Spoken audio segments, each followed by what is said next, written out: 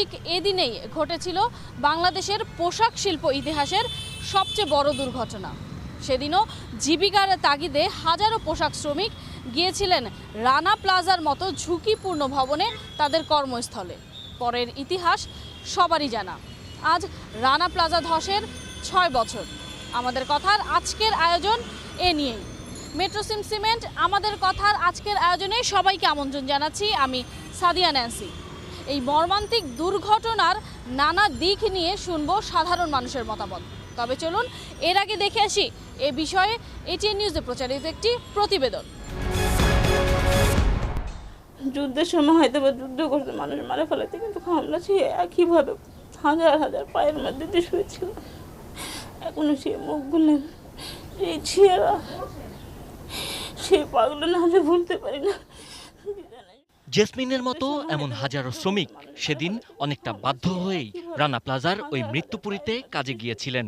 কারণ আগের দিনই ভবনের দেয়ালে ফাটল ধরেছিল। সেই ফাটল থেকেই ধসে পড়ে রানা প্লাজা।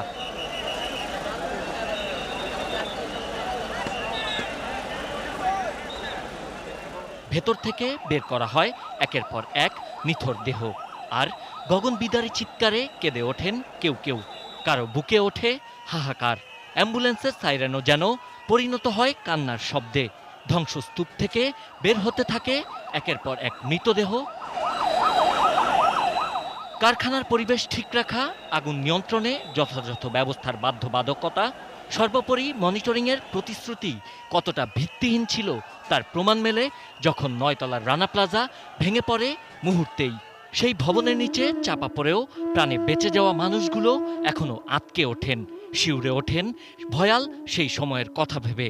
আমার কাছে মনে হয়েছিল যে ভূমিকম্প থামতে পারে, এরকম মনে হয়েছে, কিন্তু না, দেখি যে ভাঙে চুরে একাকার হয়ে গেল। আমি আটকে গেলাম, আমার ডান হাত আটকা, ডান পা আটকা গেছে, আর সবাই চিৎকার, হাও মাও, চিল্লা চিল্লি, বাঁচাও বাঁচাও। রক্তগুলো টকবক পড়তেছে এক একজনের। এই একজনের শিক রড এই পাশ দিয়ে ঢুকে ওই পাশ দিয়ে বাইরে গেছে। কারো শরীরের হাত আটকা পড়ছে, কারো পা আটকা পড়ছে, কারো শরীরে আটকা পড়ছে। সেদিনের সেই রানা প্লাজা এখন জলে ভরা ডোবা, যে জলে মিশে আছে হাজারো শ্রমিকের রক্ত আর ঘাম। 6 বছর আগে এখানেই ছিল শ্রমিকের রক্ত ঝরানো রানা প্লাজা, যে মৃত্যুপুরীতে প্রাণ গেছে 1000-এরও বেশি শ্রমিকের। আর যারা প্রাণে বেঁচে গেছেন তারা বয়ে বেড়াচ্ছেন হাজারো ক্ষত আর স্বপ্ন ভাঙার বেদনা, যে গল্প অনেকেরই অজানা। এখন নতুন করে জীবন গড়ার যুদ্ধ, সেই যোদ্ধাদের প্রতি লাল সালাম। Sabbir Ahmed, ATN news, Rana plaza, Savar. দর্শক, এতক্ষণ দেখছিলেন প্রতিবেদনটি। চলুন এবার দেখে আসি রানা প্লাজা ধসের 6 বছর নিয়ে সাধারণ মানুষের মতামত। রানা প্লাজাটা একটি বড় ধরনের দুর্ঘটনা, কিন্তু সেই দুর্ঘটনায় সম্পূর্ণভাবে সকল শ্রমিকের সেই ক্ষতিপূরণটা পায়নি আজও অবধির।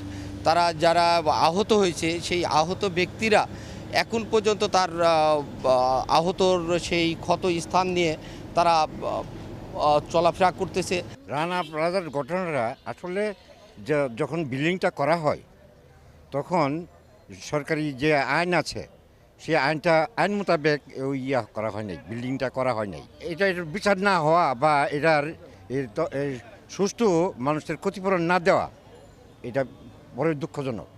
আইনের আওতায় তো অবশ্যই আনার কথা বাই দিস টাইম, বাট যদি এখনও যদি না এনে থাকে তাহলে আমি বাংলাদেশের যে আইন ব্যবস্থাকে বলবো যে তারা যাতে আরও বেশি তৎপর হয়। বিশেষ করে আমাদের যে আইন, মানে দেশের শাস্তির ইয়েগুলো পিছিয়ে যায় বিকজ অফ দ্য কোর্টের মানে দীর্ঘ প্রসেসের কারণে।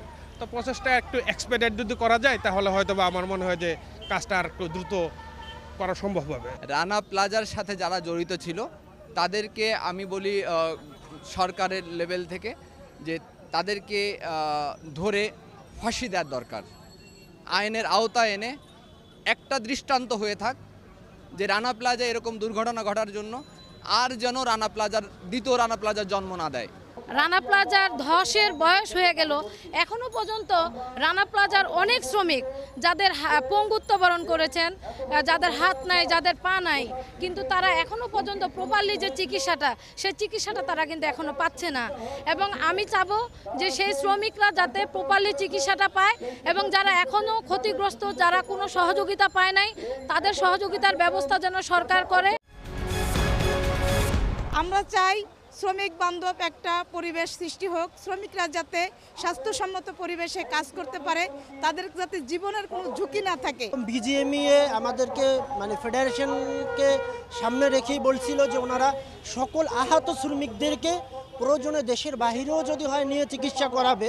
তো এখনও পর্যন্ত আজকে 6 বছর পূর্ণ হলো, এখনও পর্যন্ত তারা একটা শ্রমিককেও উন্নত কোনো চিকিৎসা ব্যবস্থা করে নাই। বাংলাদেশে এরকম তাজরিন এবং রানা প্লাজা এই দুর্ঘটনা যাতে না ঘটে, বাংলাদেশের প্রতিটি কারখানায় যেন নিরাপদ কর্মস্থল নিশ্চিত করা হয়। আইন লঙ্ঘন করে যে বিল্ডিং তৈরি করা হয়েছিল সেই 2টা মামলায় এখন হাইকোর্টের স্থগিতাদেশ আছে। একটি মামলায় সাক্ষ্য গ্রহণ শুরু হলেও দীর্ঘ 6 বছরে সেই সাক্ষ্য গ্রহণ শেষ করা হয় নাই। আমরা অবিলম্বে দাবি জানাচ্ছি যে অবিলম্বে সেই বিচার কার্যকে করা হোক এবং দোষী ব্যক্তিদের শাস্তি দেওয়া হোক। একই সাথে হাইকোর্টে যে স্থগিতাদেশ আদেশ সরকার উদ্যোগ নিয়ে সেই যে স্থগিতাদেশ সেটা ভ্যাকেট করে দিয়ে যাতে পুনরায় বিচার কার্য ত্বরান্বিত করা হয় সেই দাবি জানাচ্ছি। রানা প্লাজার মালিক যে রানা, সে জামিন পেয়ে গেছে। তাজরিনের যে মালিক, এতগুলো 112 জন তাজরিনের অ্যাক্সিডেন্ট হওয়ার পরেও সেই মালিকও জামিন পেয়ে এসে পড়ছে। তাই আমাদের বিচার ব্যবস্থা আরও সহনশীল হতে হবে, আরও মানে পুনরায় আধুনিকায়ন করতে হবে। যদি দৃষ্টান্তমূলক শাস্তির ব্যবস্থা না থাকে তাহলে এই জিনিসগুলো রিপিটেড আরও হইতেই থাকবে।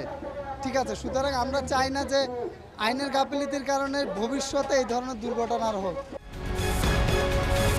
রানা প্লাজার মামলা এখনো চলছে।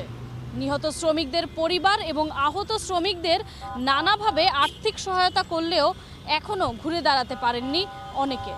এদিকে প্রতি বছর এই দিনে নিহত শ্রমিকদের পরিবারের সদস্যরা এখনো আসেন রানা প্লাজার সেই ধ্বংসস্তূপের সামনে। প্রিয়জনকে হারিয়ে তাদের এখন একটাই প্রত্যাশা, অপরাধীর সর্বোচ্চ শাস্তি। দর্শক, মেট্রো সিমেন্ট আমাদের কথার আজকের আয়োজন এ পর্যন্তই। দেখা হবে আগামী পর্বে, শুনবো আপনাদের মতামত, তবে ভিন্ন কোনো বিষয়ে। সে পর্যন্ত আপনাদের সবার কাছ থেকে বিদায় নিচ্ছি আমি সাদিয়া ন্যান্সি। সবাই ভালো থাকুন, সুস্থ থাকুন, সঙ্গে থাকুন এটিএন নিউজের।